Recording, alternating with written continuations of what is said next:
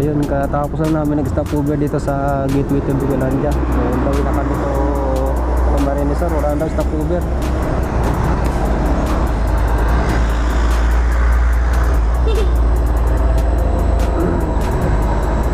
Kulang 100 kilometers din yung babakbakin namin na to mula dito sa may Camarines Norte, Tabugon.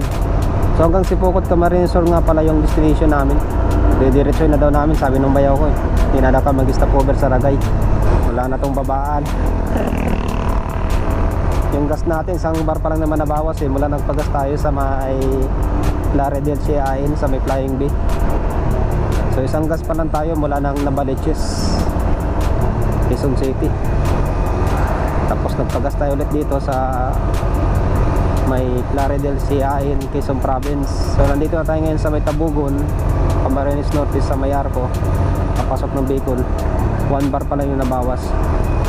Titirahan pa to ng mga 2 bar bago makarating, pag nakarating na doon sa Sipokot, Camarines Sur. Sobrang traffic lang kanina sa may mga Lopez saka Gumaka. Ang haba ng mga one way doon, ginagawang kalsada. Dito sa Paragay wala namang traffic, kaso ang kalsada dito malubak. So iwas na lang sa mga lubak. Oras nga pala mga lods noon, alas 10. So makakarating kami dito doon baka mga alas 12, mga 2 oras namin birahin. Mahaba din kasi 100 kilometers. So kahabaan ng Andayab Highway. Ayan, pakanan tayo dito sa Andaya Highway. Umpisa na yung mga malubak-lubak na kalsada. Yung pakaliwa naman nga pala lods na yun ay papunta yung Camarines Norte. So may daan din naman papunta doon si Sipokot para mag-ano lang kasi kalsada yan. Magtatagpuan lang, pinagtagpo. Kaso nga lang mas malayo dyan ang daan. So medyo ikot din dyan. Ito yung pinaka-shortcut na daan, diretso. Itong kalsada na to wala pa to dati. Yun talaga yung kalsada doon na una, yung mga biyahe papuntang Bicol. So nung ginawa na to, dito na dumadaan ngayon yung mga truck, mga sasakyan. Basta ang destination mo papuntang Camarines Sur, Albay, Sorsogon, kaya papuntang Visayas, Mindanao, dito na ang daan. Kasi ito yung pinaka malapit na way, shortcut, itong Andaya Highway. Dati tinatawag itong Quirino Highway kasi nung ginawa ito, yung ang presidente pa si Elpidio Quirino, tinawag na Quirino Highway. Tapos nung naging congressman naman dito mga Andaya, pinalitan nila ng pangalan na Andaya Highway. Ito lang, mga umpisa lang dito, matagtag talagang kalsada dito. Mula noon pa naman hanggang ngayon, matagtag, malubak. Hindi kasi asfaltado itong kalsada dito.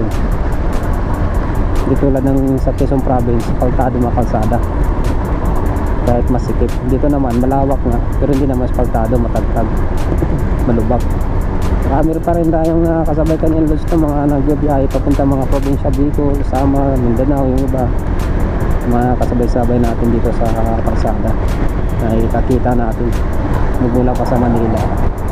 Gusto maunahan natin sila, tapos maunahan naman kami kasi gawa nga nag-stop over, kanya-kanya mata-stop over. So ganyan lang mga nagbibiyahe dito sa papuntang Bicol. Kita-kita mo, matatandaan mo sila sa mga itsura sa motor kasi yung mga kasabay-sabay mo sa kalsada. So ayun lang, subject lang muna lang kayo ulit pag nandun na kami sa malapit sa Sipokot, Camarines Sur.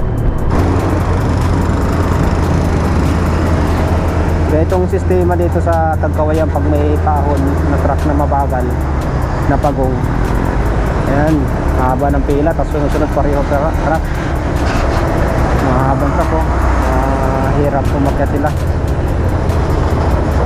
Ayan, may overtake isa, sunuran lahat hiraan na doon, kaluwag, over doon. Ito yung isang truck na lang ang medyo mabagal-bagal, pero naka-overtake to sa dalawa. Dalawa, 4 pala yung truck na yun, mabagal. Masigip ang kalsada doon sa lubungan lang dito pwede natin tirahin sa kanan yan, kaso putol. Huwag mong subukan, masisira ang buhay. Tika na bay, Mabangga ka dyan, bay. Huwag mong pilitin, bay, pag di kaya.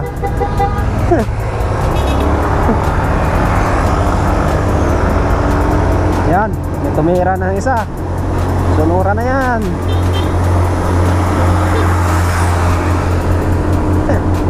Hindi ka na isang nakamotor eh. Nabitin sa overtake na mahaba.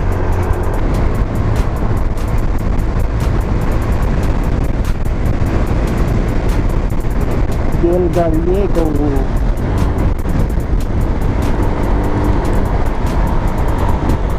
Nakawit ano eh.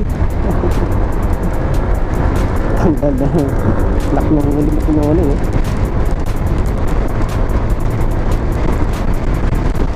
Uy, ulan pa. Ito naman yung mga taga-Samar oh. Ay taga-Leyte. Kasabay ko ngayon yung mga taga-Leyte oh. Biyaheng Leyte sila.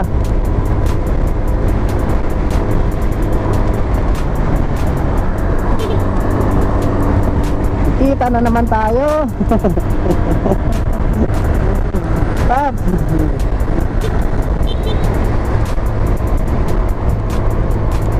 Ganito ang sistema sa kabundukan. Bira ka lang ng bira. Ano eh, diretso? Nantok ka na yata. Nantok sa kalsadang diretsohan eh.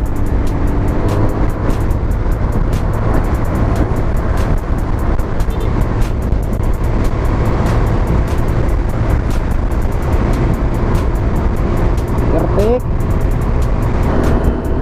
Update lang mga lods no. So nandito na tayo ngayon sa may Ragay Camarines so, matagtag yung kalsada, maraming lubak. Kahit pa paano naiiwasan naman natin ang mga lubak, hindi naman kanang malalalim. Ganda ng video. Lamig ng panahon dito, nakasasakop ng mga puno yung kalsada, lilim. Hindi ka bilad sa araw habang nagpapatakbo. Yung mga taga Leyte kanina na kasabay namin dyan sa may Old Chigsag Road, tapos nagkita kami ulit sa may ano ba yun? Shell Calawag. Nagpagas sila doon sa may Shell Calawag. Tapos nagkita naman namin dito ngayon sa may Ragay, doon sa may nakalagay na Love Ragay Nakasulin Station. Papagas na naman sila. Sabi ko, bilis na ubos ang gas nila. Isang naka-aerox at saka isang naka-click yun.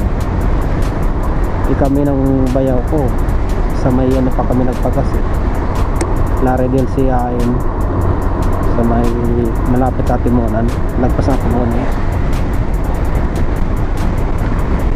Medyo malakas yung motor nila sa agas.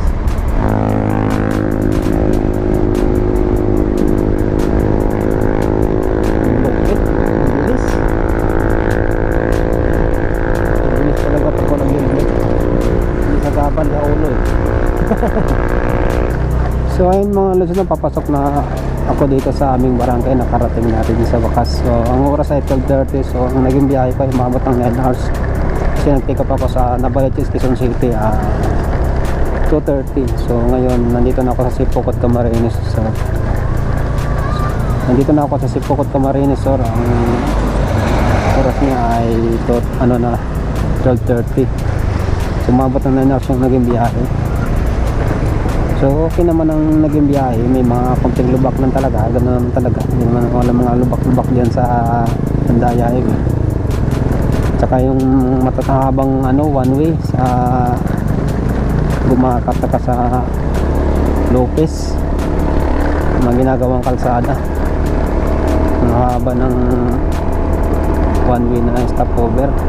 So nakaapat kaming hinto ng bayaw ko, kumain, pahinga, inom tubig, ganyan. So totalin din yung mga napahinga namin, umabot din mahigit isang oras din. Tamang takbo lang din kasi kami. Kasi malubak yung kalsada. Saka itong labit ko, mabigat yung karga eh.